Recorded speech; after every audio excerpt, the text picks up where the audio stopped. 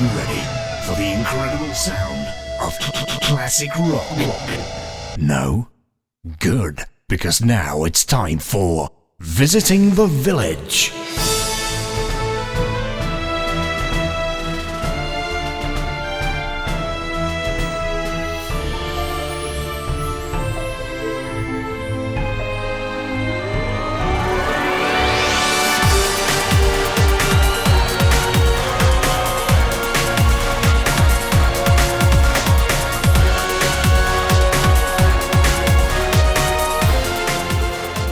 Hello and welcome to Visiting the Village. I'm Paul Kilduff-Taylor, and with me this week is the inopportune Ian Hardingham. Hello, Mr. Paul Kilduff-Taylor. This week I've installed my Christmas DLC, so you may find surprising parts of me inappropriately festive. Let's get out of this dungeon. Before we have the top story this week, we're going to have some information about our giveaway, which is a copy of Keith Stewart's Mega Drive book from Read Only Memory, a fantastic coffee table book that you will definitely enjoy. This competition is open to UK listeners only. To enter, you have to send me your best 16-bit era memories or a story about the 16-bit era and its games to read out on the show. The deadline is next Wednesday the 2nd. Email your entry to paul@mode7games.com. It's the top story.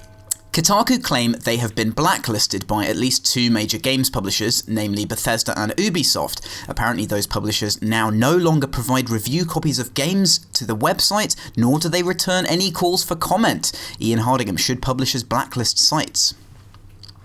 I don't really know. The story here, according to Kotaku anyway, is that Bethesda and Ubisoft are annoyed with them because they keep leaking their games early.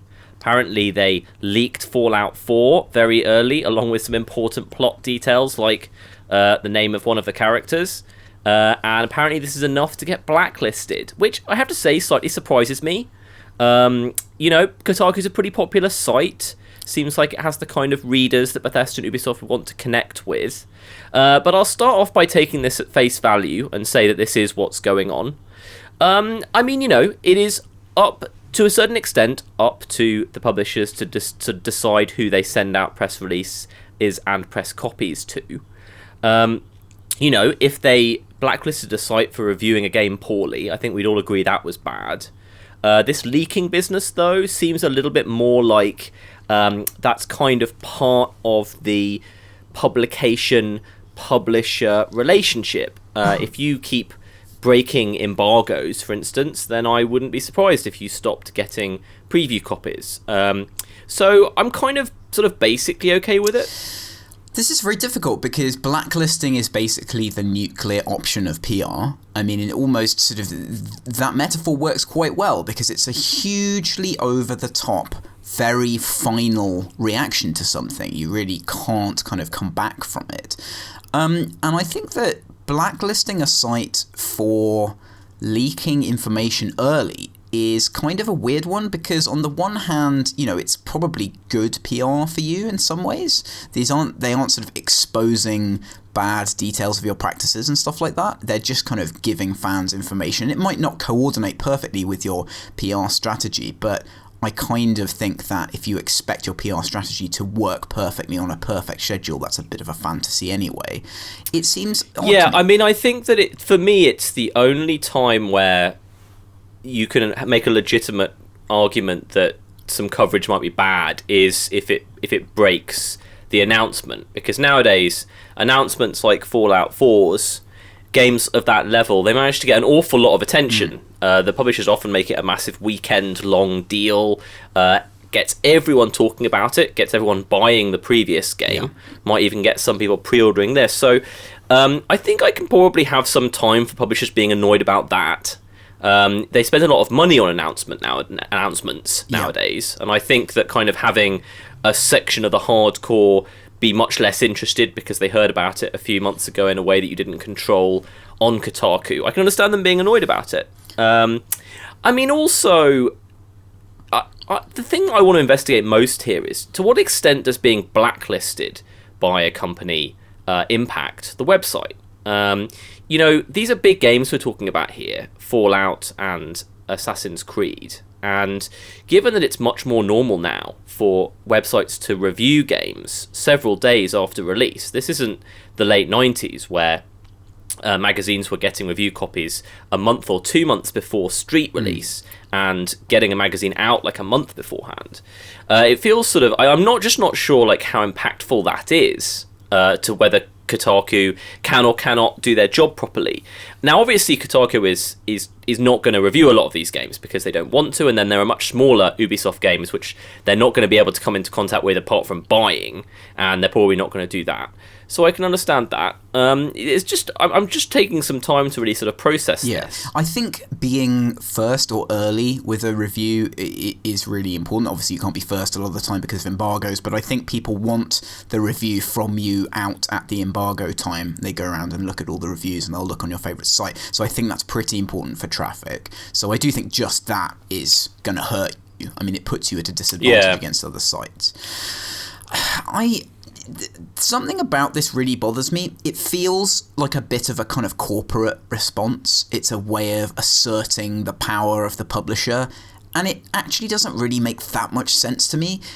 Surely it makes more sense to go to these sites and talk to them and say, you know, why are these leaks happening? What is there some way that we can do good PR, reactive PR to the leaks, rather than it is to say, oh no, a leak happened, we're going to destroy our entire relationship with you now. That seems really weird to me.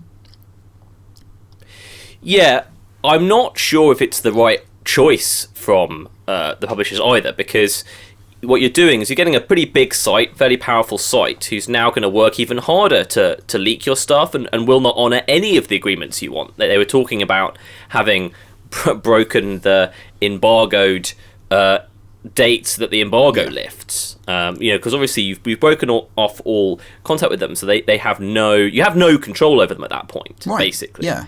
Absolutely zero control. So I'm not sure it's the right call. I mean, it's like, nowadays, I certainly don't view publishers as being all that powerful. I view them as being significantly less all powerful than they were 20 years ago. So I don't get particularly up in arms about this, because I don't really feel that this is sort of really having a massively negative impact on the world at large. Does it make me like Ubisoft and Bethesda less? I mean, not really. Bethesda are a bit more corporate than I'd like, because I like a lot of their games. Obviously, they are a big corporation. Ubisoft are just a bit crazy.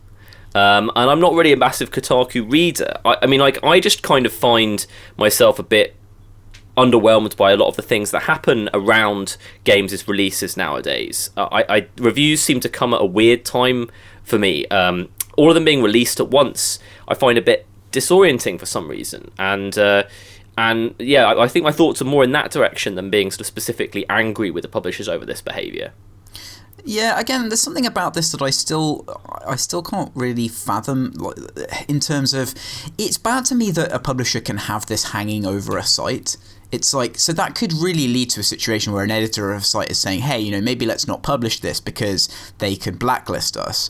That seems really unhealthy, but I'm also struggling to think of any field where that isn't the case. Like, I'm sure it happens in movies if someone says something bad about a particular actor, or they do something, that person's publicist will, blackball them, or whatever. They won't have lunch with them and to give them any news from then on. It seems to be part of the kind of the back and forward of how PR works in these quite cynical media enterprises. But at the same time, like, I kind of just always want games to be better. I want games to aspire to something better than that, but maybe they can't. I think if you I think the one place where you have like a situation where the media is sort of 90% uncontrolled by the thing it's covering is politics, which is so combative and basically aggressive. And I kind of don't necessarily want games journalism to go all the way in that direction. I don't want every single games outlet to be like the Washington Post in the 70s. And spend their entire time being at odds with the games makers. That's an odd analogy to me, sorry, because politics generally is very controlled by the publicists rather than by the media.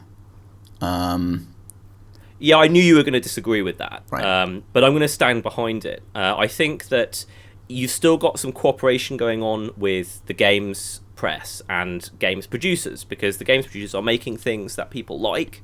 People often get into games journalism, usually get into it because they're fans, and there's always going to be a way in which publishers have some control, because they've got like things they can give out. They can give you early access stuff. They can give you privilege. They're always going to be able to exert some control. So it's hard to know where the right balance of like where is that completely not acceptable. We've had the massive backlash recently about publisher paid for trips, etc.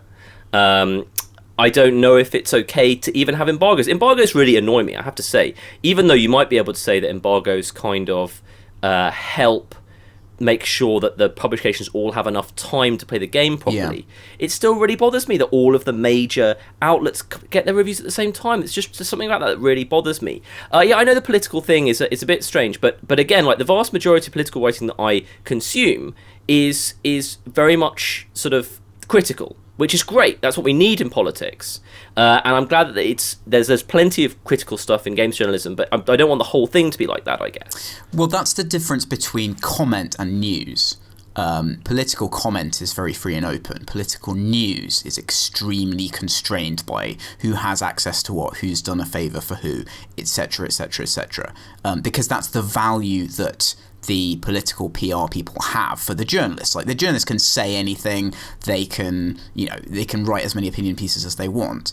And that's the kind of thing that's interesting here, because as you said, like, it's difficult to see how impactful it is. What does it mean that Ubisoft will never give me a comment on news? Those kind of comments don't tend to be that interesting anyway, but then a lot of people are really looking for that. Like, if there's a scandal, like the SimCity servers thing, people get really desperate for a publisher comment on that. So that does seem like something that could be hurt here. The idea of a publisher turning off the news tap is kind of a weird one. But again, like, I just don't think there's any way that could be solved. It just seems to be ubiquitous to me. Yeah, I understand the links there. It makes me want Kotaku to just go full on rogue and be properly investigative. We've talked about this in the past. There was some question that the Penny Arcade report might be going in this direction. I don't know where that is right now. It sort of seemed to fizzle a little bit. But investigative journalism definitely doesn't exist enough in games to really pivot onto that, because you want a site that doesn't feel at all beholden to publishers. You want one that just kind of like blits it out, and that when that happens, that's usually some angry guy in a basement that doesn't have any chops. But it would be nice to see a site that had as much prestige as Kotaku doing it properly. Yeah, that is a very difficult thing to do, and people have tried to do it. But I agree, it would be interesting. It would be, and yeah, like they've put themselves in this position where if I am a disgruntled Ubisoft employee and I want to drop the bomb, where am I going to go? Well, Kotaku. So they've now created this big potential enemy, which is weird as well. So yeah, I mean, is there anything else you want to say on this? Because there's quite a lot of different areas that we've covered, I think. No, that's all good. Cool. All right. Interesting. I'm sure we'll return to that in future. According to catalog retailer Argos, sales of a Sega Mega Drive, aka Genesis, thanks producer Jimmy, clone with 80 built-in games have risen by 400% in the last month. It's almost like it's nearly Christmas or something. What is the future for older games? Wow, shout out to Argos. I'm pretty sure this is the first news item we've got from them. This is brilliant. Right, yeah, where do we deal with this? So as usual with stats, as you alluded to with some very dripping sarcasm there, I'd like to know, what to expect under normal circumstances. But again, we'll go with this and say that this clone Sega Mega Drive is selling better than usual. So I think that the first thing for me here with this specific device is that it not only comes preloaded with 40 built-in Mega Drive games and like 40 crappy Android games, but some nice built-in games. It also actually has a console slot, so you can actually use old games on it, which I think is pretty cool. And while certainly not unique, I think puts it above some of the ones that we've had previously of this kind of era that didn't have a console slot. I think that's like a big drive.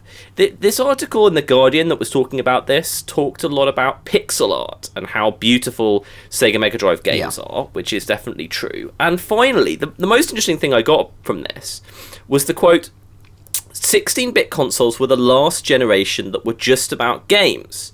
And once you got to PlayStation, etc., it started being about being able to play DVDs, being able to watch TV and stuff. I'm not convinced that's true. I feel like PlayStation 1 and the N64 were the last generation that were all about games. Right.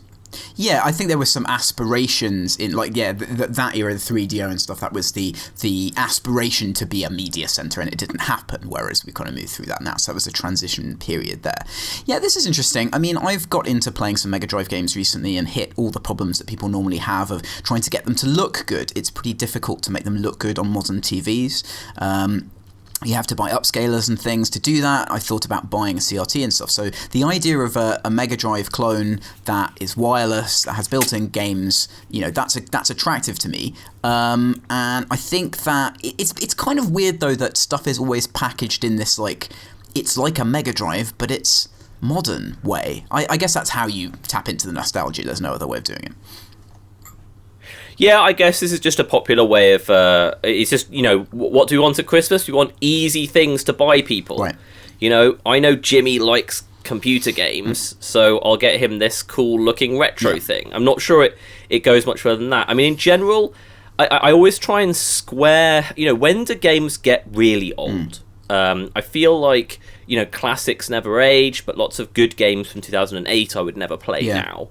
And it really feels like, for me, this is probably more about the price point, because I think most people would agree that PlayStation 4, maybe the Xbox One's where it's at for under the TV console gaming, and there is a massive price point, £50 to £100 for people who can't afford to spend that much money on a console, and that's obviously not being served by the Android consoles. As we've talked before, those just don't appear to be working at all. And this is the kind of thing that can retail for that and is what people want. So it's kind of like, how does that sort of evolve for me? There's some complicated stuff here. Like, I think one of the attractions of these older games is using the original hardware. Like, it's kind of fun to get out your Mega Drive and have it still work and buy original cartridges on eBay and then actually be able to play them as well. But on the other hand, I would really love to see great emulations of everything on the modern consoles with the ability to play them with a perfectly recreated controller, because playing emulated versions on a different controller always feels bad, and that is a sort of another piece of this that's missing from a different experience. So the idea of going out and buying a whole new console, the reason I haven't done it is it sort of falls down the gap between those two experiences. Like, it's neither convenient nor perfectly nostalgic. Totally, and you wouldn't see me dead buying one of these. I think I agree almost completely that, I want the real deal, or I want it playing on my Vita, and I don't want to buy some horrible plastic thing. But that's fine. This is mainstream. We always manage to, commercialize nostalgia, and this is the perfect way of doing it. I don't think there's anything wrong with it. As usual, though, for me, it's just another thing that makes me sad about PC games. They're so hard to bring back. Because they're not in an easy format to emulate in this way. You always basically need... You kind of like need a computer per game almost. You need to get... sure, it can be a cheap computer, but each game has such different requirements and some weird version of DirectX that once a game gets more than 10 years old, and I know you have DOSBox and everything, you basically kind of can't cheaply put 30 great PC games on a laptop and sell it. And obviously also the problem is that with the consoles, the same publishers own a vast majority of the games, so you can just make one deal. Yeah. So for the PC-focused stuff, for me, I feel like I've kind of explored the most exciting and interesting older console games. But I don't feel like I have with the PC. And I know that, Steam does a great job of showing those. But again, like, I just want them all in one place in kind of a weird way, so... So that's what I have to say about that. Yeah, I mean, GOG do a good job with what they do, but it's always quite limited. I mean, they've expanded their catalogue massively, and most of it works brilliantly well, but there are always these weird barriers with PC games, like just things like UIs being really dated. It's not something you always have a problem with console games, because unless it's like an RPG or something, which would probably be fairly unplayable on a Mega Drive now if you really sat down to do it, the UIs are normally okay, whereas on PC, I tried to play Terra Nova again, and like, it's great and everything, but it's so difficult difficult to put your brain in that mode where it will accept everything that's clunky about that game. So, and also, you know, we have our feature on the show where we go back in time and we look at all these weird PC games, and they're never going to get a GOG release because they got sort of 68% when they came out, and they were weird, and the publishers have died now. So those things really are lost. Yeah, and thankfully that you can usually pirate them if you absolutely need to get hold of something that you definitely can't pay for. Yeah, I think that for me it's just like there are so many more games coming out now. It feels like the value of older games should be decreasing, but I also feel like it definitely isn't. UK retailer Game have released a sequel to their promotional title from last year. Its name is Christmas Shopper Simulator 2 Black Friday. The trailer for this is quite amazing. You can see it on Engadget. If you pre-order now, you can get brown t-shirt guy. Novelty Adver Games, yes or no? I'm going to vote a resounding yes to this. Yeah. This is really surprising. This is quite creative. I'm really not a fan of Game, but this is really weird and really quite cool. And the main screenshot on this article is of this weird MGS Metal Gear Solid pun shop called Snake's Solid Boxes. Yes. And the logo's really well done, and I really like that. My favourite thing is the falconry shop called Britain's Got Talons. That's absolutely excellent. Yeah, so this is just a sort of parody rubbish physics simulator game with a guy flailing around, like hurling boxes around and stuff. Yeah, I really like this as well. It's funny. It actually kind of understands the humour of PC gaming. Sometimes when companies try and do funny adverts, they don't tend to go far enough with the humour. They don't just go for pure humour. They try to make it too sort of brand consistent, and you have to really let it all hang out when you do something like this, and that's what they're doing. It reminds me of those funny Christmas games you get on cover discs. It's a yes from me. Yeah, yes from both of us. 2 thumbs up. Probably 4 thumbs up, sorry. Afro Samurai 2, a game based on an anime starring Samuel L. Jackson, has been pulled from sale on both Steam and PSN. In a possibly unprecedented, though I don't think so actually, move, refunds are being given to all players on all platforms, and the game will be removed from their libraries. Should devs ever take down their games? This is so bizarre. Do you have a read on this? I've got no idea why you would take a kind of a badly reviewed TV show tie-in game off sale and refund all your customers. I have to say, the only thing I can think about this is that it sold like 150 copies or something. Right. Well, the thing that I saw this story, so this is on Gamasutra, and the devs are called Versus Evil, and they have a bit of an interview with them. And I did ask a few people who were passing around this story, is there any hint of IP holder pressure with this? Because something I could really well imagine is that the game comes out, it sells like ass, and the licensors are like, this sucks, we can't have it associated with our brand, please take it off sale. That's something that I can just instantly imagine happening. But they haven't talked about that, and that might just be because they can't talk about that. So their stated reasons for doing it are basically that the game didn't work well. They say our goal as an indie publisher is to release quality games, even more specifically the games the developers want to create. Some of these are niche games we only know up front will sell so many copies. So they're kind of just saying that it doesn't fit with what they want to do, which seems a bit odd to me. Yeah, it's just unprecedented and it's just weird, and I have to say I don't really think it's called for. It's like... I'm sure people are disappointed in this game, however many of them actually bought it. But, people understand that you buy a game, and unless it's like really specifically broken or missold, you if it doesn't turn out to be very much fun, you just kind of have it in your library, and that's that. Just like if you go and see a bad film. It's just very weird. I don't think it's going to create any new precedent or anything. And it's also a bit weird to happen, with this kind of IP. Although you may be right. I feel like the IP holders for Afro Samurai might have some slightly progressive thoughts about IP, or maybe even slightly regressive thoughts about IP.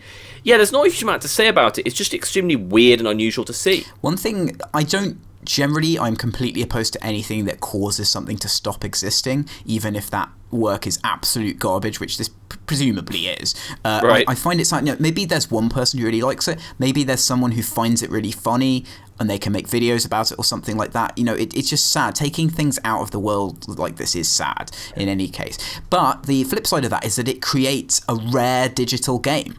If someone has a copy of this game, then it becomes like hot property because you can't get it. It's even being deleted out of people's libraries on consoles. So I guess if you have a console and you've unplugged it, you have to disconnect right, it. yeah. But that's the problem, you know, with digital scarcity, is it's so much more boring than physical scarcity, because, like, you know, if I want to get a copy of this, I have to, like, get a console, you know, which is fine for, like, a couple of things. Like, if I'm Uber Games Collector guy and I've got a massive barn, and I'm the only guy that's got a disconnected console with Afro Samurai 2 on it, and, like, if anyone plugs that console into the internet, I will shoot them in the face. That's awesome. Great, obviously, but, like, you know, that can only go so far. I mean, yeah, I want to. Maybe I should be that collector guy. That collector guy would be awesome. Good.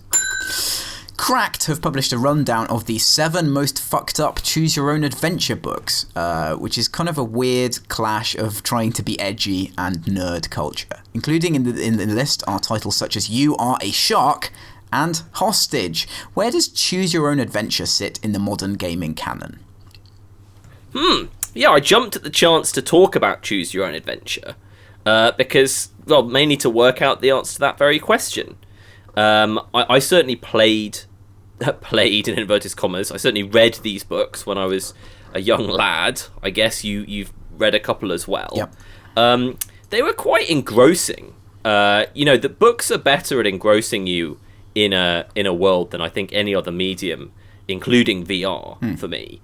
And the way in which they were, in inverted commas, interactive, actually kind of, I found the process of reading them pretty scary. Because you were making decisions and then kind of flipping to a part of the book and then sort of reading your fate. You know, we talked about interactive fiction a little while ago, and, you know, this is sort of both obviously interactive fiction and also like a little bit unlike interactive fiction in a lot of ways, these books. There's a book that you can only win if you actually cheat and go to a page that you can't get to by actually playing the book properly, which I think is pretty cool. That's very cool. And it reminds me how amazing the cover art for books is. Yes.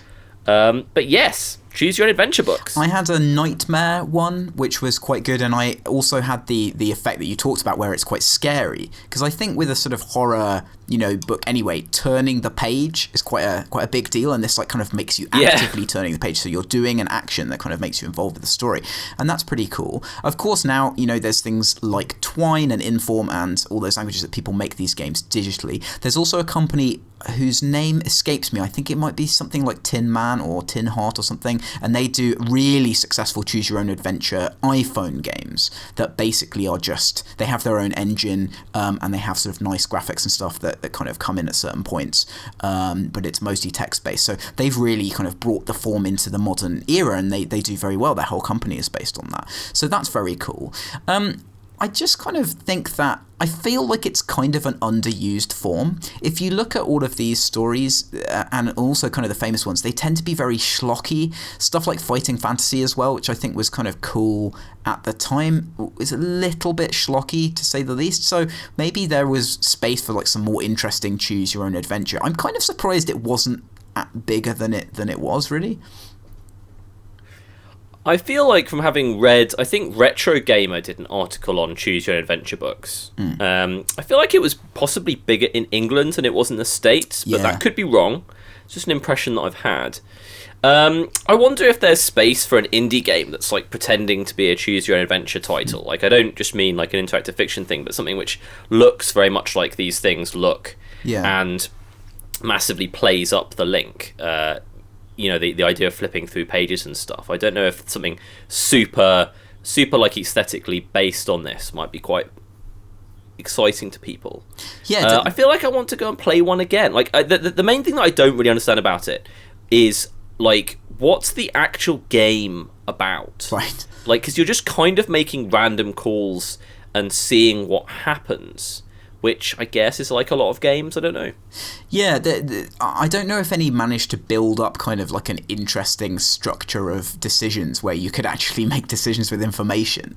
I think there was some. Yeah. I think there was something of like in some you had to notice something, you had to read a bit of description, and then later on you had to make a decision based on whether you'd missed that thing or not, which I would be terrible at because I skim read really viciously. I tend to miss details in books quite a lot. So yeah, I do think there were some attempts to actually kind of improve the gameplay. But yeah, it is a really interesting form, and obviously it has been inherited in some ways. But I do really feel that there's more scope for certainly mainstream Twine games, I guess. I still feel we're kind of lacking some of those, although there have been a few.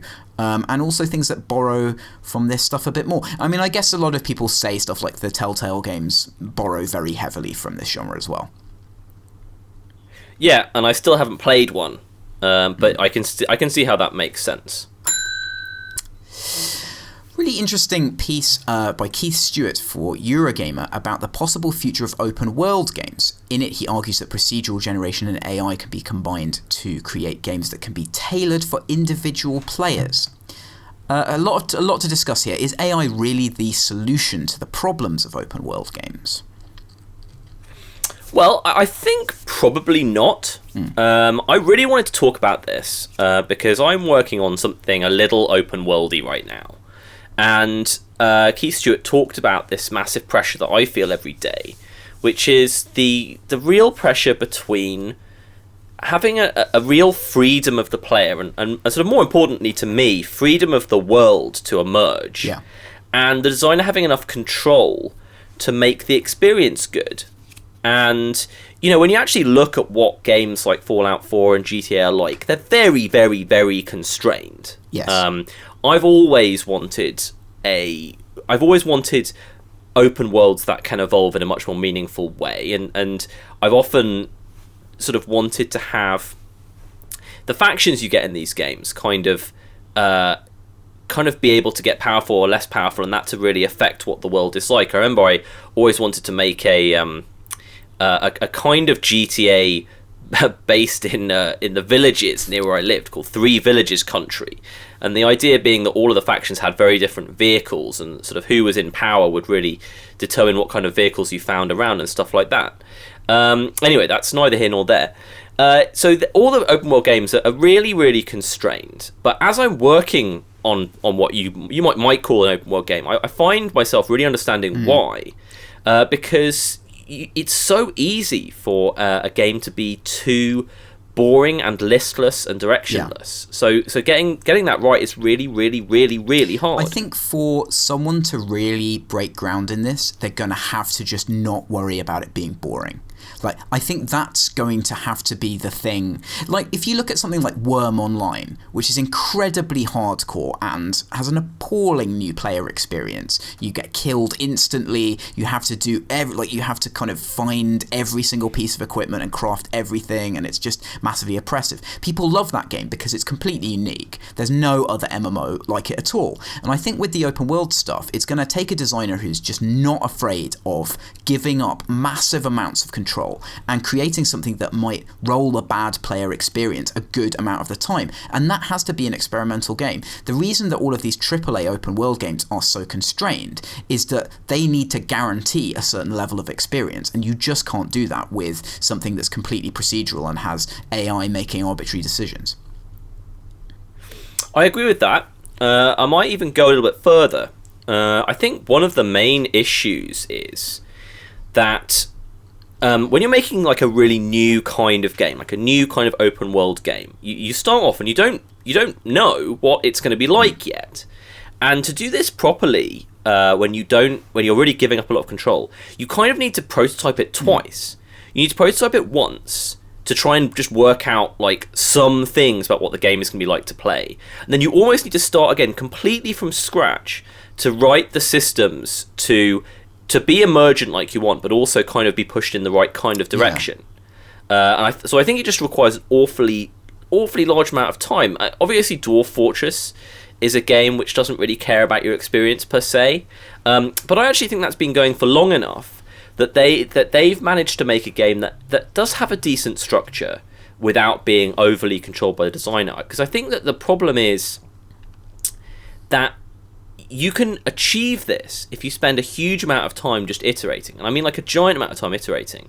And at some point, most people run out of time for that and want to sort of basically wrestle back control and start sort of turning off a lot of the emergent features that they'd originally imagined. Yeah. I think you're right that it's, you know, it's going to be a bit random which one ends up being good, because it's going to require like 100 people to do it.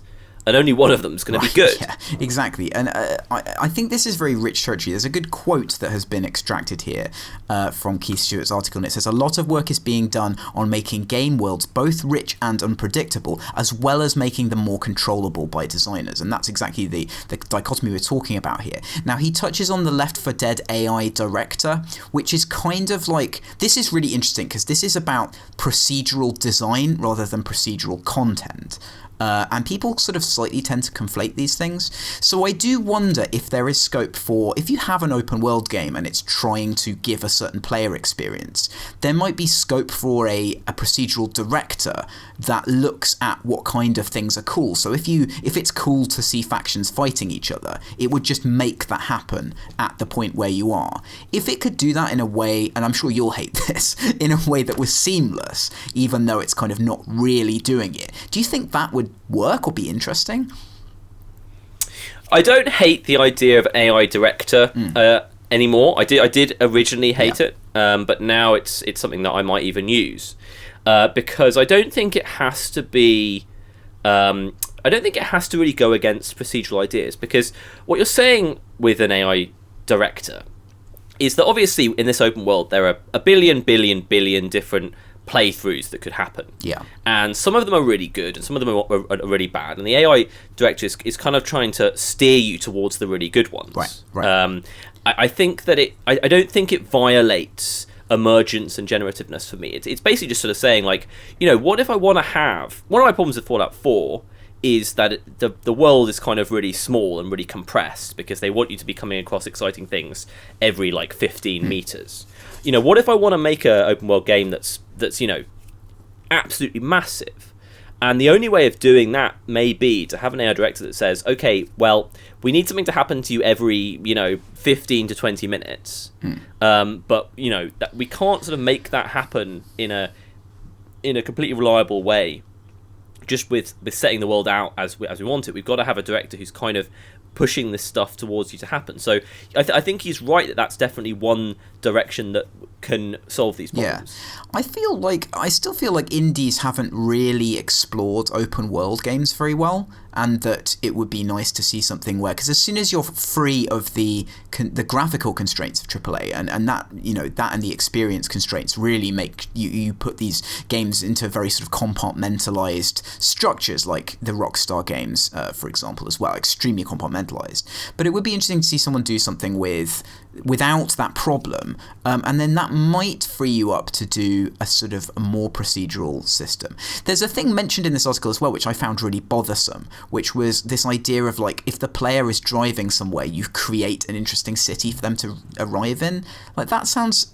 something about that really bothers me. I feel like the city should already be there. I'd rather have the AI director kind of make you have to go there than make the city for you. Excuse me. Yeah, that definitely crosses the line for me as well. Excuse me. Yeah, that definitely does. I mean, you know, you talk about indies tackling open world games. Stuff like GTA, especially GTA, is kind of like the open world is just sort of a way of feeding you missions in a somewhat non-linear way, and always having this kind of interesting travel mission between every two of them, and that's what the basis for most AAA open world games are. They layer some systems like RPG systems, etc., on top of it, which is fine. I wonder if there is a big middle ground between those and the kind of absolutely insane sort of grand strategy games like Dwarf Fortress, etc. And are indies going to be able to find it? I think it's still, like you say, these games, they have to stop worrying about them being boring. The problem is that so few people are going to play them if there's such a small percentage chance that you're going to have a good playthrough. So this is like just a really fundamental problem of game design in this decade. Yeah, it really is. I'm still interested to see people push the boredom threshold. I mean, there's a lot of things that people talk about. What strikes me about open world games, and when people talk about emergent behavior, they tend to talk about a very, very small range of things. They talk about two other factions fighting each other and you coming across that almost more than anything else. Every single review of Fallout kind of mentions this at some point because they think they do that quite artificially in Fallout 4. It's a thing that people really like about Stalker, was that you could come across these inter-faction things. So it's the idea of the world operating without the player and the player stumbling into an interesting situation. And then they talk about the funny Dwarf Fortress generative stuff where an AI actor does something weird and unpredictable with two things that it can find. And that's kind of it. I guess there's stuff in stuff like Oblivion where you might see a character doing something suspicious and then you follow them and then that leads to something else. But maybe there's actually some really classifiable categories of experiences that people want, and the alternative to the boring thing is to just focus on those and not on traditional quests. Yeah, I buy all that. I still think that the next step for me in AAA, like standard open world stuff, is allowing the world to be much more significantly changed as you play. And I think that the reason why I think it's the next step is because I actually don't think that it requires you to give up any of the control that they need in those games. I just don't think that they've kind of experimented with that enough yet. I think it's possible to have the same kind of experiences be given to the player, but it just to feel very different based on kind of who's winning those interfactional fights. Yeah, it's very surface, it's very artificial in Fallout 4, but then I'm sort of struggling to think. I remember GTA 2, the 2D GTA, the last 2D GTA, that had a very, very, very, very silly and artificial faction system, and I imagine when they were designing that, it was meant to be much more meaningful. In fact, I think about a lot of games and I see how they tried to make that work and then kind of gave up at some point. This harkens back to something we were talking about on ISE just an hour ago. When you go to games like Civilization or Alpha Centauri or Crusader Kings, those games are obviously all about different factions getting control. So I feel like we're gonna get some of that DNA pushed into a Far Cry or Fallout. Yeah, that would be really interesting. The point that you've absolutely nailed there, which I think is something that people don't think of, is that for these open world games to currently function, the state of the world has to be static until you get to like an end game or something where it's artificially changed. To guarantee the experience, the world has to be fundamentally immutable. Whereas what people want, if you're going to have developing faction warfare and stuff, there exists the probability that a faction might win. And so, therefore, that would make the world completely different, and then there's no guarantee of anything being interesting. Would it be interesting with no faction warfare because one faction had beaten all of the others into submission? That's the problem, the secondary problem that people don't think about when they say, oh, wouldn't it be cool to have all this conflict happening all the time? You kind of have to artificially preserve the conflict. Yeah, and I think it sounds difficult. I think it is difficult, but I don't think it's particularly more difficult than some of the other problems that they've already solved in these games. And I just kind of think that they will solve this one in a way that allows them to have all their nice linear quest lines, allows them to have their nice sort of standardized experience. They find a way of designing missions around not knowing who's giving them to you. Really, not knowing who the subject is, not knowing who the what, but they've worked it out in Oblivion, in all those games. They've started to work out how to have quests that are well designed but are reactive, and they just will go a bit further, and I think get there. Owner of the Dallas Mavericks and a phenomenal chin, Mark Cuban, has said in an interview that he believes that esports are a real sport and in fact participated in a League of Legends show match, which I'm very glad I didn't watch. We've talked about this before. When are we going to move past this issue with esports? Well, you see, I just don't know when, because have we moved past it with chess? Like people watching chess, is this a thing which, how does that rate against against this current perceived issue with esports, because that's a much older game. Is it just a completely different situation? Is chess able to evolve from this point? Where are we with the traditional, like, sort of board games, some of which are played at a high competitive level and viewed by fans of those games? How do they relate to esports? Well, I think esports is fundamentally different from those things because it's a potential mainstream entertainment medium. And I think perhaps now you can say it's beyond the potential mainstream entertainment medium because it's really grown enormously. I mean, it's certainly more popular than chess has ever been to watch. And so that's kind of weird because then that means that more people want it to be respected in the same way as something else, which is not really an issue that chess has. I mean, we've talked about before the technical issue of calling something a sport, which basically just means that participants can call themselves athletes and get visas and get tax support and blah, blah, blah. That's not what this is about specifically. So this is just about people feeling that their thing is respected, I guess. Yeah, I think that's really right. I mean, yeah, I guess you're right that chess really has kind of. I think chess has had its chance, and it's we know who's going to watch chess, and while that might increase a little bit because maybe chess has a resurgence at some point, who knows? Maybe Blizzard make a version of chess or something, But basically, that's kind of where it's going to be. Now, poker is a good example of a breakout of these games. It's still very popular to watch poker.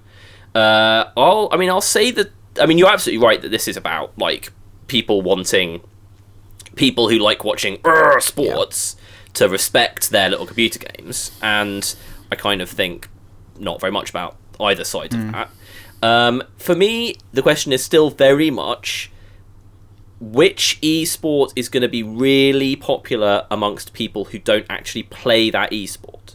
That, for me, is like the massive question of these things breaking out much further than they are already. So that's the thing I want to see. I want to see an esport that is really great to watch and really exciting to watch for people who don't play that game.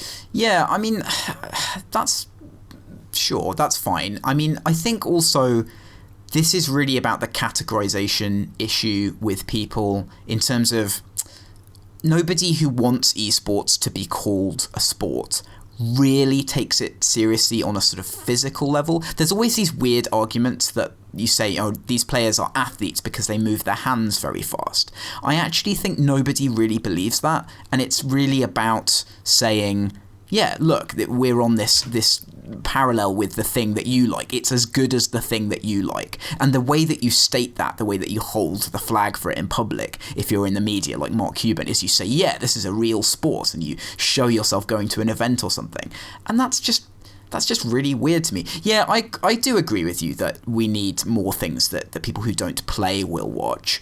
I think that will probably just happen as games get a bit more seamless. I feel like with kind of how graphical fidelity has really made stuff like Call of Duty mainstream. People don't feel silly playing it because it kind of looks like, a soldier with a gun. It kind of is quite macho and like you can do it in front of your friends. And FIFA, similarly, a lot of people play FIFA. So I feel like with esports, there will be a time when probably graphically and content-wise, it crosses over into a more mainstream cultural stuff. I think that's probably fair. I mean, I quite like watching pool and snooker. Yeah. For me, I kind of feel like esports are very much on that level in terms of how much they compare to real, as it were, sports you play on a field with a ball. I think that they're just like, they have the same kind of beefs as people who play bridge and chess and maybe probably snooker is a good example as well. So it seems very similar to me. Yeah, I'm a little dubious of exactly what's going to get people watching pro sports. Like, it's still a massive problem, like, that you can't see the game being played in the same arena as seeing the people's reactions. I think it's a big problem. Yeah. It's a problem that definitely exists in, like, quiz, for instance. I think there's kind of a weird disconnect between where the action is taking place in quiz, and you're just always watching the people's faces anyway. Yeah. I mean, like, is there? There's going to come a point in time where the specialness of having something happen in the real world is so degraded. Like, people don't really mind if you buy them an ebook versus a book anymore at Christmas. Yep. And 15 years ago, that would have been a question. There will be a time where the argument that it's not as fun to watch electronic sport because it's not actually happening is completely ridiculous. Yeah. So I'd go for that. I just really want to know what the first one is. For me, if you're a sport that's only being watched by people who play that game, I just don't have any sort of respect for your wider esport credentials. That's like, if you've got a game that you enjoy playing, of course you enjoy watching it. So that's cool. I want to see the first game that is a great sport. I want to see the next new sport that is really fun to watch, even if you don't play it. This is something that you say a lot, and I kind of am not... There's something I don't understand about it. Like, I feel like the major esports, basically LoL and Dota, have quite a lot of people who have played the game enough to understand it and then stop playing and only watch it.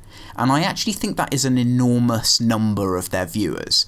And there may well be some people who've never played the game and watched it, but that's not necessarily the metric for me, because these games are so huge and because they're free, anyone can kind of play it enough so that they can watch things.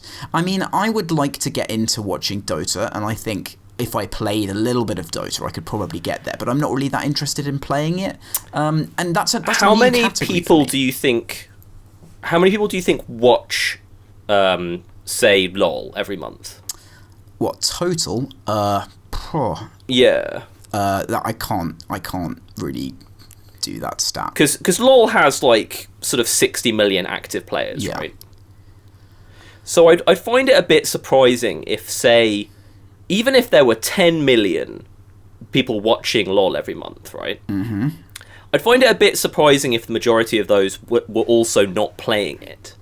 I don't think it's the majority. I think it's like a significant number of people who watch the major esports events are not hardcore players of those games. Yeah, and I do have some time for that. I wonder... Yeah, I mean...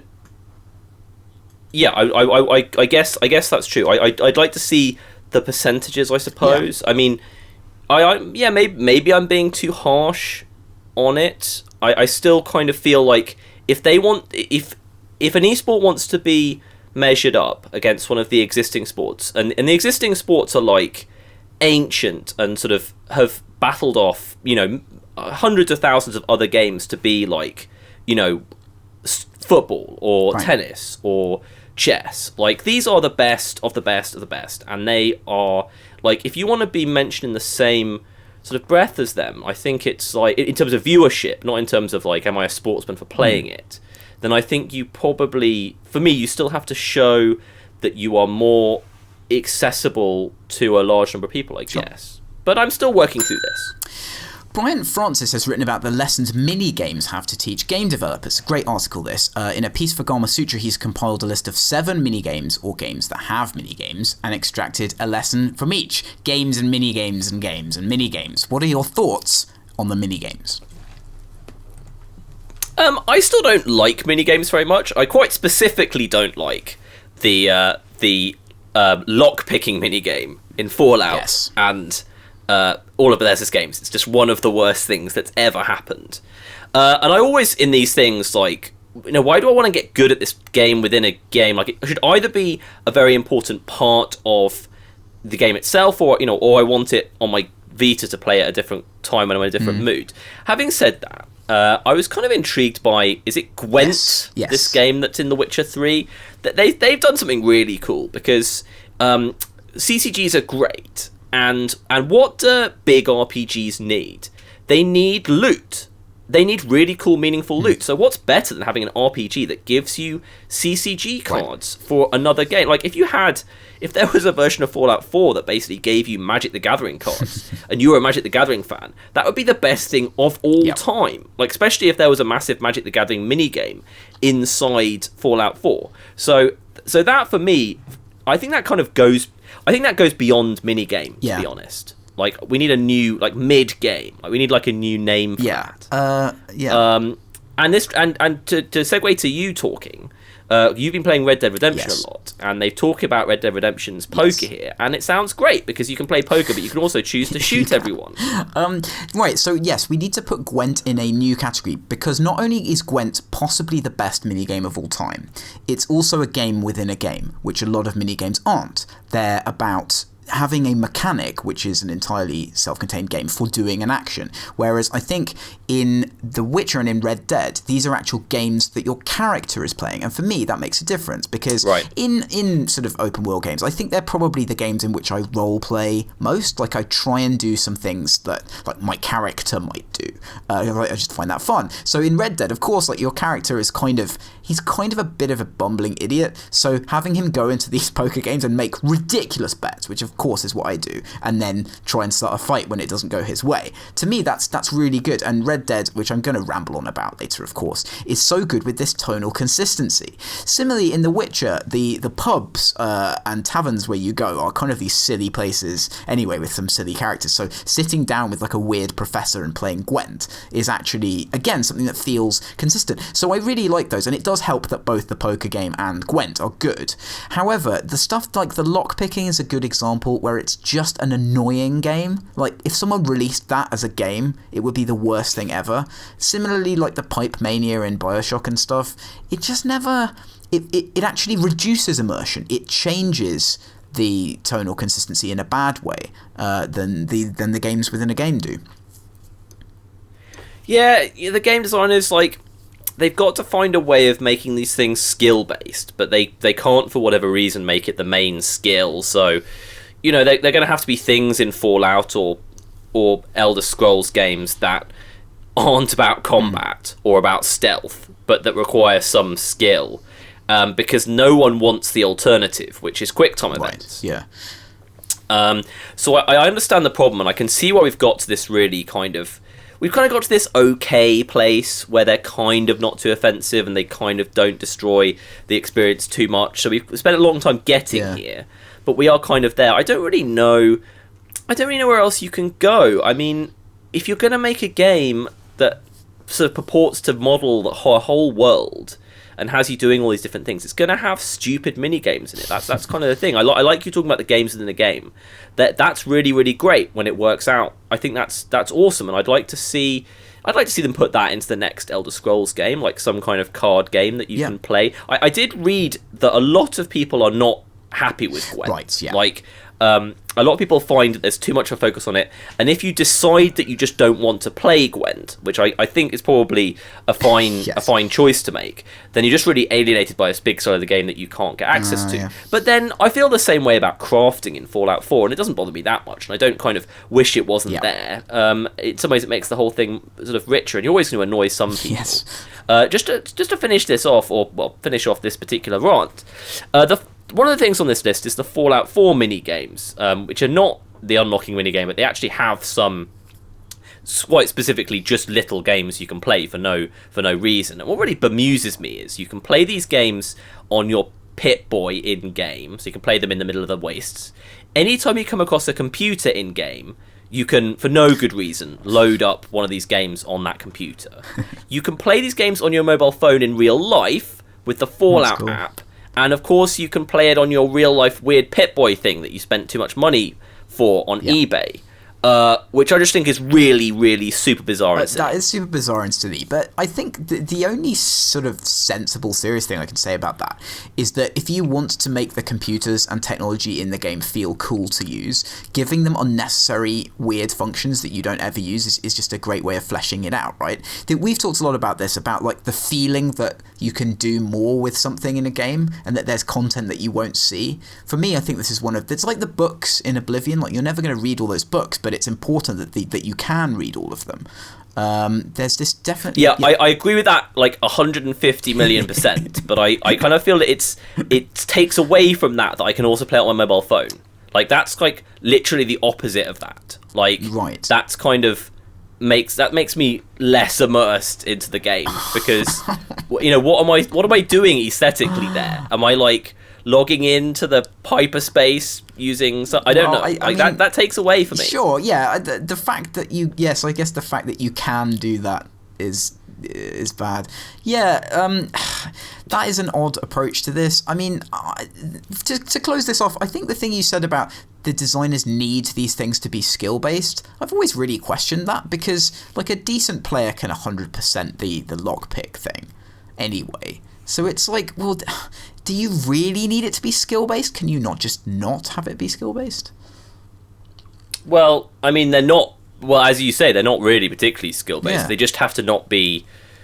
I mean, it comes a little bit onto the definition of skill-based. I mean, you have to do something. Like, you have to do something which is non-completely linear. Like, you're not just pressing a button. You have to, like, vaguely learn how it works and do it. It's not like, it's not competitive in any way. You're not usually in any danger of really losing. It's just kind of puts you in a particular state. I just think it's a bit like QTEs, but kind of just much more involved. Like, I know how to lockpick in these games. I just have to go through this little sequence of doing things. It's hard to call it a game, again, because I'm not really doing anything against the clock or really kind of anything that's reactive, but I guess it is a game. So I don't know that, because they're not really skill based right now. They're just not pressing a button. Yeah, I suppose it's like the act of making the player do a thing is good, but yeah, there we go. One of the first mods released for Fallout 4 has been to enable killing children. This was also one of the more popular mods for Fallout 3.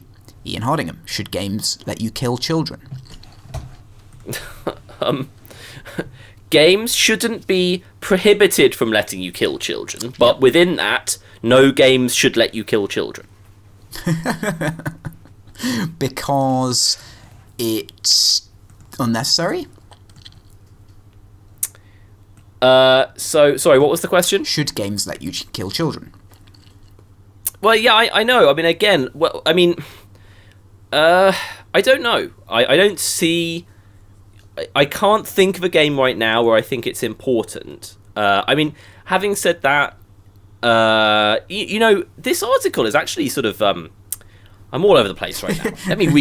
Let me get myself back together. This Kotaku article is a little bad in terms of its history references, because all of this children stuff with Fallout goes back to Fallout 2, where they removed the children in the game at the very end of development, and they were actually still technically in the game, and you could still talk to them, but they were invisible, and like they were supposedly removed, but they kind of weren't removed. So that's where this comes from. This whole rich history of children in Fallout games. Amazing. You know, I suppose it does richen the atmosphere that you have the ability to do things. I mean, I really kind of can't imagine ever making that choice in a game. I'm not sure it offends me very much that the choice exists, maybe, but taking the choice kind of offends me. Because, you know, we're not saying that by enabling these horrible choices in games you are sponsoring them. Like, we're beyond that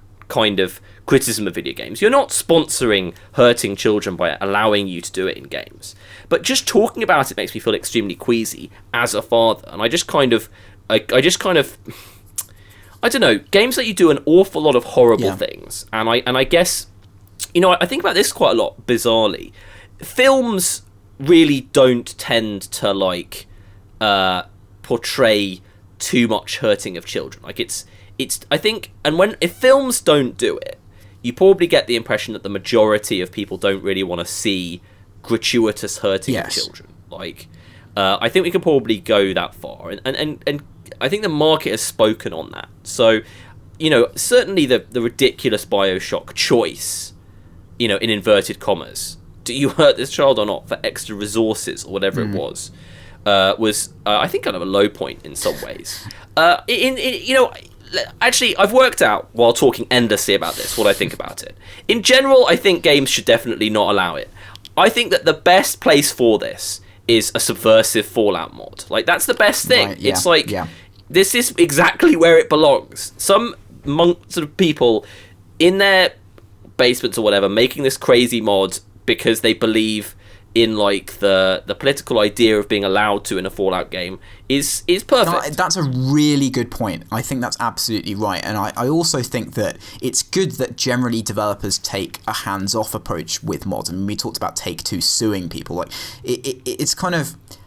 I feel like the mod space should be a creative space, and it should be a place where you're allowed to do subversive things, and then the market, aka people, just react and they tell you off if it's bad, and they try and force you to not do it, and they shame you if it's bad. Like, I feel like that system works well. I think that a lot of games, you're right, like no one wants to see gratuitous violence against children. Obviously, it happens in horror. The Exorcist, I think, is probably striking because it uses the idea of, a mutilated, sort of hideous child, and that's kind of one of the ways in which it's so effective. It does that with creative justification, which is incredibly hard, and is still kind of a weird, schlocky film. And of course, there have been stuff since The Exorcist. So that it's very specific to a certain area of horror that people want to think about that idea. And yeah. Well, I mean, I just want to sort of bash in there. I think that kind of I kind of think about things like the truly gratuitous kinds of horror films, like the so-called torture porn stuff, and especially like it's often, the really psychologically difficult thing to see would be like, the run up and inevitability of a child who is going to be hurt, would be the worst thing. You definitely see a lot of inevitable violence towards adults. In films, you don't see that much. So for me, yeah, sure. I mean, horror films use children in sort of weird ways, right? Like there's often the floating child, like with the demon eyes. Yeah, like the Exorcist stuff. It feels slightly perverted to me. Anyway, please carry on. Yeah, they'll use the idea of a threat to a child, but they probably won't use the an actual kind of horrible violence happening to a child, and that's interesting. Horror is subversive. It wouldn't surprise me if someone did that, and it caused a massive storm. I mean, a lot of horror is about finding the worst idea you can and then encapsulating it as well as you can. So it wouldn't surprise me if someone did that. But this, I think it's fine for games to just lock this off because it's distracting. If you accidentally killed a bunch of children. I mean, I have a good anecdote here. I was playing Red Dead Redemption and I tried to ride my horse down a slope that was too sharp for it, and my wife, who is a vet, was watching this, and she said, "Oh, don't do that, I don't want you to kill the horse." And of course I accidentally did kill the horse. I was like, "Oh, I'm sorry I killed the horse," and I thought it might be alive, so I pressed the button to get back on it. However, the button to get back on it is also the skin animal button, so I inadvertently then skinned the horse and took some of its meat. And now you're divorced. Which didn't go down well either. So, although that was hilarious, it was kind of weird that then I had the worst possible option available to me at that point. You could, do horrible things to your horse. So with children, it's kind of good. Like, I don't want to accidentally skin a child in a game, so I'm quite happy that this is blocked off, really. Well, I mean, not to go into this story too much, but like, in the Old West or whatever, if you did accidentally kill your horse by falling off a ridge, which probably happened, you might then have to skin it. Possibly. Like, so, although I am loving the rebinding of the button, I know. like destroying your relationship. That's excellent. Take meat. So yeah, I don't want to have any mistakes with the children, and in these games you do make mistakes a lot. You just don't want to see that stuff, and I always kind of like that. I also quite like some aspects of not being able to kill certain NPCs, just because it's like when you're a teenager, you kind of do this thing of like, oh, maybe I can kill this character, and you try and kill them, and they die, and that always made me feel bad, like, because I'm a person, I have a conscience. Like, if you kill someone, you just blow them up, and you're like, oh, okay, you feel a bit down about it. So stopping you, it also breaks the game as well. So stopping you doing that, I think, is fine. But again, I also agree with you. Like, if people feel that they want this and they want to show people what it's like, then fine, let them make a mod for it. Let them eat cake. Simon Parkin wrote an article for Gamasutra discussing effectively ludonarrative dissonance. In it, he highlighted Martin Hollis's recollection that Shigeru Miyamoto wanted a section in GoldenEye where you shake hands with the people you've shot while they lie in hospital beds as a way of making amends. Sounds amazing. How has Miyamoto's stance on violence shaped the video game industry? Yeah, I was reading that kind of crazy story that you've just recounted, and it does ring true with a lot of other things we know about Miyamoto, that he feels he's really not that into violence. And I was just thinking about how much impact that might have had, because he's like, you know, probably the most influential game designer. His company, is Nintendo, have had a pretty massive impact on how stuff has gone. And, you know, we always think of video games as being violent, like really, like that's one of the first things that comes to mind when you think about the general culture of video games, is that the first reaction to them really was that they were violent when they started having graphics of any kind whatsoever. And maybe it would have been a lot worse if it hadn't been for Miyamoto. I mean, you think about GoldenEye, which was, for all it was a great game, it was such a weird looking game. The violence didn't feel particularly visceral. Yeah. And, you know, it's Bond, so people are getting shot in a kind of vaguely clinical way anyway. It was a Nintendo game anyway, so there wasn't a lot of blood. Yeah. And, you know, even that was too much for him. And I understand that. I've seen a small number of people have that kind of reaction where they just hate the idea of killing, even in such an abstract way, although I don't know if it's that abstract. Yeah, I was just kind of... what do you think about that? I was just kind of really reflecting on whether that attitude of his has made like a long-term impact. I absolutely think it has. It certainly has within the culture of Nintendo, because Nintendo really focuses on the family, and it was something that they did, particularly kind of when they moved into America in the 80s, was they were pitching games as a family product, because games at that point were kind of, you know, arcades, and they were associated with gambling, and they were associated with adults and sort of annoying teenagers. But Mario and stuff like that was about, you know, what is a game that a family can play together and has good, sort of wholesome, I guess, ideas in it, and that's really cool, and it's nice that someone's had a focus on that. But then it starts to get into this weird territory. Like, one of the big things for Nintendo, of course, was releasing Mortal Kombat, because they really didn't want to do that, but it was such a popular game at the time, they couldn't not have a version of Mortal Kombat. And so it's really weird that and Doom as well, of course. So it's really weird that you get these clashes between very different types of games. And his suggestion for GoldenEye is so Japanese, like that kind of thing where you have something that tonally subverts everything else. It's very lighthearted, kind of at the end, and is about sort of socially making amends. There's so many Japanese movies, particularly comedies, that have that kind of thing in them. I actually think that would have been really good. It would have added this kind of slightly weird Nintendo-ish twist to it. So that's cool. Yeah, and also people do dislike killing, and certainly, you know, certain groups of people, sometimes older gamers and stuff, they're a bit sick of killing and death, and they want to have the kind of hardcore game mechanics. They just don't want to kill anyone. But yet there are lots of kind of younger people who do. So it's a really weird issue.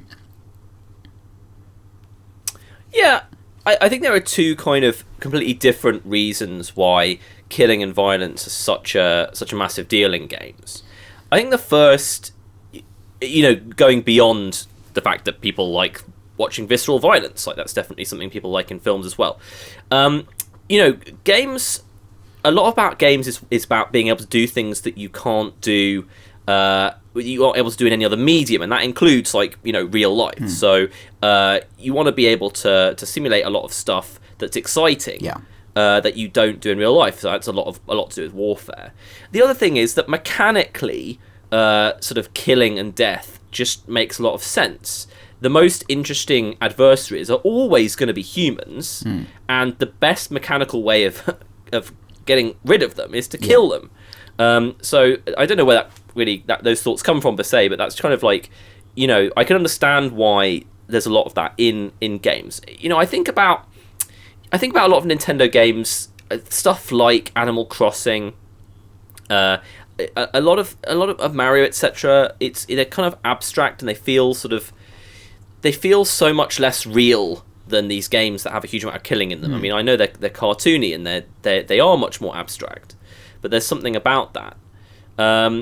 You know, this larger article is about the fact that it's weird that, you know, we're seeing Lara Croft grow up, and we're seeing her, like, worry about, you know, issues like, you know, stupid teenage issues, and then, you know, 5 minutes later she's killing people. But we don't really need to talk about that very much. That, as you say, is just like completely standard dissonance in games. Yeah. In actually, it's not really, doesn't have to be about killing. I mean, sometimes you have a story in a puzzle game that doesn't make any sense with how often you're doing the puzzle. Right. You know what I mean? I mean, like, it's just when you're trying to put a narrative onto a video game, you're kind of on a hiding to nothing a lot of the time because what you're doing is completely and utterly ludicrous. And that's really difficult, and it is the sort of bane of currently of video game writers' lives. However, it's going to become more important as games sort of get more nuanced, and they are, and that's what we're seeing with this weird clash of like Tomb Raider, very old school game where you shoot bears with 2 guns, and is now about the journey of the character, which is always a transition that I've started to find increasingly absurd, actually, that now people seem to really want these deep, like, kind of filmic mainstream stories all the time. Is just something that I've never really wanted from games, so I feel a bit alienated. I really dislike origin stories to a massive degree, subjectively. I don't really want to see, like, it just seems like you're telling, for me, the most boring bit. It doesn't have to be the most boring bit, but obviously these things are also like superhero tales, so the origin story are never that nuanced and interesting. Right. But you're right. It seems so much more exciting to me to be in like a cave that's modeled with like 17 polygons, using my double pistols to kill a gigantic bear. Yeah. Than like work out teenage Lara Croft's parent issues. But like you say, these games aren't made for us. Well, yes. I mean, narratively, you like things that have a huge amount of potential, and an origin story or a prequel has the least amount of potential possible because you know what's going to happen at the end, and it's largely about someone getting into a particular situation. So for an interesting dramatic situation to exist, you need a lot of fully formed actors with inscrutable motivations and stuff like that, and you can't really do that in an origin story that well. Some things do manage it, and yeah, a lot of games do have that kind of, they have a hero-ish, quest-ish narrative that tends to be about sort of the personal journey of a single character, and it's difficult to do any other kind of narrative structure because of how video games are. So if you wanted to do kind of a big sort of tragic ensemble piece, I think it'd be quite difficult. Yeah, just to go back to kind of the original point here, you're really right about Nintendo stuff being an abstraction, and I do think we're going to see perhaps a kind of increasing divide between games that are really, really realistic and games that are particularly abstract. Right, that's the end of that, and now we move on to Ian's Magic Corner, which makes a triumphant return this week, so take it away, please. Yes, hello. Welcome to Ian's Magic Corner. We have some big news in the Magic community this week that Visiting the Village Magic the Gathering correspondent Tom Richards told me about at great length last week. There's been a big new leak about the next core set that's coming out in January or February or something. And they've basically, as always with this kind of thing, the most important question is, did Wizards leak this, or is this a genuine leak? Here we go. So 3 cards were put up on a random Twitter account, and Tom says that he doesn't think it's Wizards because it's unusually early. It's like a massive amount of information at the same time, and sort of doesn't look like the most exciting way of revealing this much information. And the fact that it was done in a slightly unusual way. And actually, I kind of have time for his explanation, although you never know. Wizards are a tricky bunch. Anyway, what's very interesting is that basically these cards allude to a new kind of mana, which would be an incredibly huge thing. So obviously you have the 5 colours of mana, and you've also recently had uncoloured mana, which in some ways is quite like a lot like another colour of mana. So they have this new symbol in the mana cost for this big card that's been leaked called Kozilek the Great Distortion, and also a new proper land card called Wastes that produces this kind of mana. Unfortunately, as is usually the case in life, the truth is probably a little bit less exciting than the best possible explanation. It looks like they've just decided to use a new symbol to denote colourless mana, and this allows them to do something which they actually weren't able to do before, which was specifically require uncoloured uncoloured mana in the casting cost of a card without specifically writing that in the description text. So I think it's all sort of ended up being Storm in a teacup, really. But yeah, there you go. Magic Leaks. So yes, the new one. So they moved on. Battle for Zendikar has come out now, has it not?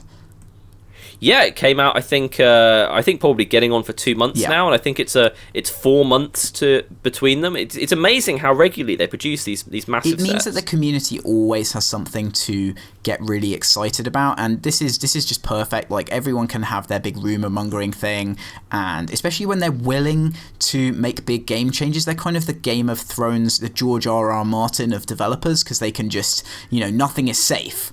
They can really mess up stuff with the metagame hugely, and that must mean it's a very dynamic and kind of exciting thing to be involved with. The colourless mana thing, it sounds a bit like a weird bodge around their existing systems to me.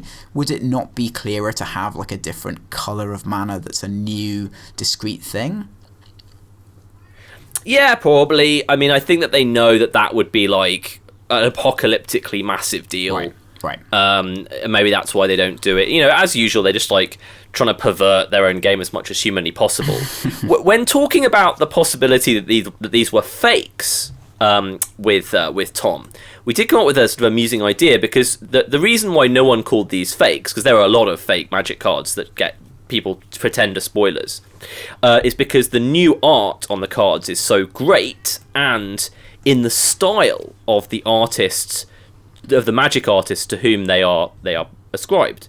And I was just sort of fantasizing about like a real fine art forger making like some fake Magic cards by copying the style of existing Magic artists to create new art in their style, and just thinking about how unbelievably exciting that would be, and also possibly profitable. Yeah. So that would just be great if someone did that. Sounds like the best Magic community fan fiction ever. Yeah. Good. Okay, that's awesome. Matt, we're now going to move on from Ian's Magic Corner into Paul's Red Dead Redemption Corner. Now, I just have a couple of things to talk about with my ongoing playing of Red Dead Redemption. One of them is something we touched on earlier. It's just how well the setting works with the structure. So in this game, it makes perfect sense for there to be a massive open landscape with a few weird settlements, because that's what the Wild West was like.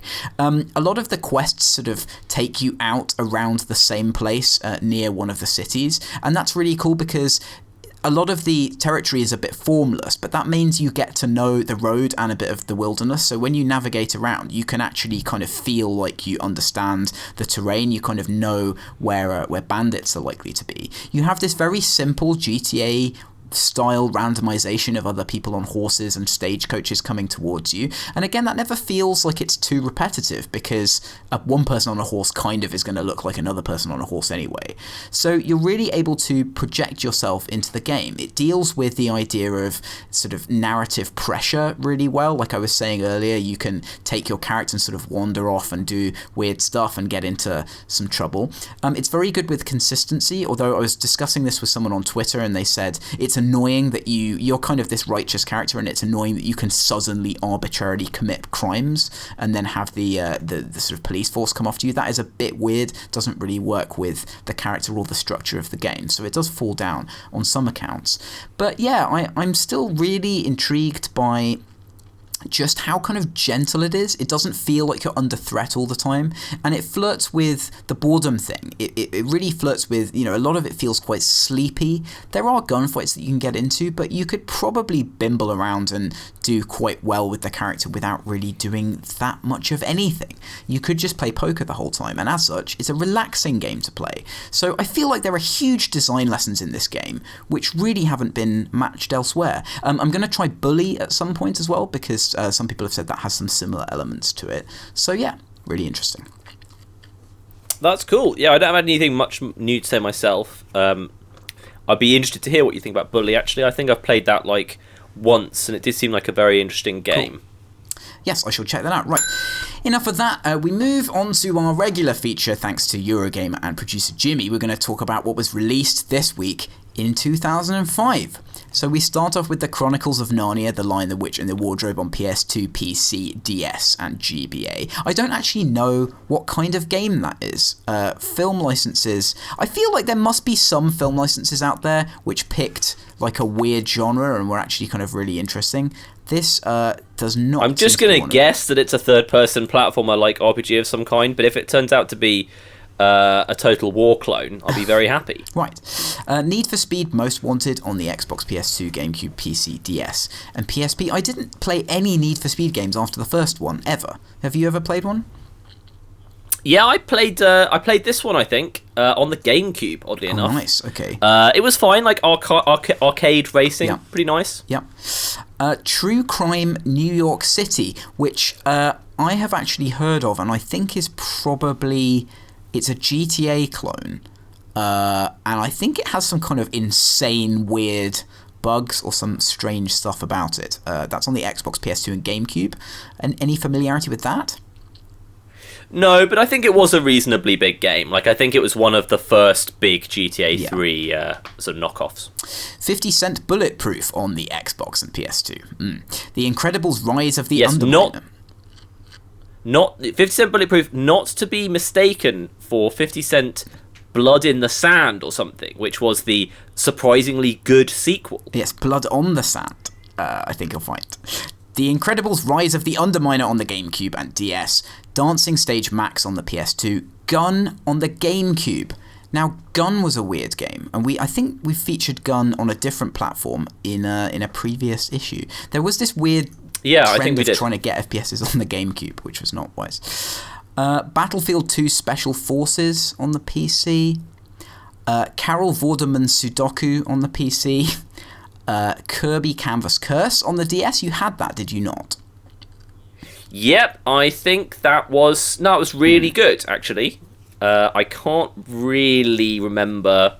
You drew platforms for Kirby to roll on, and they were rainbow coloured, and it was really good. Mario Kart DS on the DS. You did like that, did you not? Not so much. Yes. Like, I basically loved all of the sprite-based Mario Kart. So the original one, and the Game Boy Advance one. I really, really loved, and the more polygonal ones I felt were not as much up my alley. SpongeBob SquarePants, The Yellow Avenger on the DS, Crash Tag Team Racing on the PSP, and Pro Evo 5 on the PSP. So not the most auspicious end, as we catapult ourselves into the present day with the top 10 UK Steam games. And at number 10, it's Ark Survival Evolved. Number 9 is Just Cause 3, at pre-order at 10% off. Number 8 is the Steam Controller. Now, what do you think about the Steam Controller being in the top 10 games? I think two things. First, I think it's not a game. And second, I think they'll be like backlogged on production for ages if it's that popular in the run-up to Christmas. I think the Steam Controller seems to be doing pretty well, which is really interesting. Assassin's Creed Syndicate at number 7. Tom Clancy's Rainbow Six Siege pre-order. I'm quite interested in this, actually. I do want to give this a go. Yeah, it's supposed to be a little bit like Counter-Strike. I also want to give this a go. Number 5 is Call of Duty Black Ops 3. Number 4 is Grand Theft Auto 5. Number 3 is Football Manager 2016. Number 2 is Counter-Strike Go. And number 1 is Fallout 4. I think we've said all we need to say about that. Right, that's the end of the main body of the show. And now it's on to your listener questions. And we have Cheshire. We finally managed to catch up with him. And he's talked about some past issues on the show. He talks about fake skill, and he says, I'm going to ignore the debate on what is and isn't a skill game for the moment. I'm not particularly bothered by fake skill in games. Progression mechanics, fake or otherwise, trigger dopamine and serotonin responses from succeeding and feeling in control. Different people have different strengths and skill levels. Now, I think this is the point, though. It's about whether you're really doing something to earn your dopamine, or if you're just being given dopamine from a bucket. Do you have anything more to say on the idea of fake skill? Yeah, I also disagree with Mr. Cheshire. My apologies, Cheshire, because, I don't want to bring out the this is what heroin does thing, because that's just completely over the top. But, there are different things in life, some of which create, sort of justified good responses, like going to the gym or something, and some of which, like, you know, having a burger from Burger King might be fooling your body in the wrong way. And there's a difference there. And, you know, he says, isn't game dev by definition crafted fakery?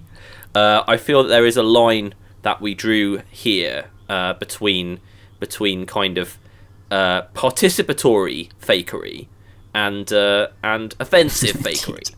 So moving on to crafting systems, he says, it feels like games were predominantly about killing and destroying for a long period of time, relevant, so I don't mind the trends towards building and creativity. Sadly, most crafting systems lack the personal touch that promotes the latter. I think that's a really good point, actually, because I always feel when I'm crafting, I'm just sort of following this boring recipe that someone else has made, and I prefer, when I'm being creative, to kind of do stuff for myself, and I think a lot of people do. So if you could genuinely make your own weapon, which wasn't just sort of made of bits of stuff, then maybe it would be more interesting. Yeah, and Fallout 4 has the unbelievably simple thing that it lets you name your weapons. And that's like the thing that people want to talk about most, so I totally agree with that. Finally, on pen and paper RPGs, he says, the appeal of these settings for me was the ability to break the story. A digital game can't adapt to creative player choices, which I believe is the source of the dissatisfaction we see in tabletop to digital conversions. Again, really excellent point there. Yeah, the whole interaction with the storyteller or the dungeon master is a big part of those games that digital games can never recreate. No matter how sophisticated an AI you have, I don't think you'll ever be able to quite get the feeling of interacting with another human being in exactly that way. I mean, I suppose you can start to argue semantically about when you have perfect AI and stuff like that, but you would really need perfect AI to have that. I'm not gonna semantically argue those points. I think it's absolutely right. I don't know about the feeling per se, but the fact that you can basically choose to do anything, and the game's not going to break because the dungeon master is going to be able to work out something to do with it, is absolutely true. I'm still I've never done it, so I don't really know what that experience is like and how fulfilling it would be. It feels a little bit like, you know, it's for me it's a bit badly defined, like, because you can do anything, like, and it's unclear whether I can make up that there's like a spike on the wall that I can throw a monster at or something, right? Like, but you know, I want a lot of clarity in my games, and that's not really what pen and paper stuff is about. So. Well, I mean, I think it's very flexible. I don't think you generally would get to choose, like, to randomly change the environment. That would be sort of somewhat inconsistent. I think it's about a good person running the game will establish the kind of rules that you can use. I mean, it's also, but also you can kind of submit new ideas to them, and then they'll be able to kind of work through and process that into the rule system that they've created, the sort of meta rule system that you're playing in your particular instance of the game. And that is something that's really interesting. My problem with those games was always just the clunkiness of interacting with them. It was then boring to have to do a dice roll and like look at pieces of paper and decide.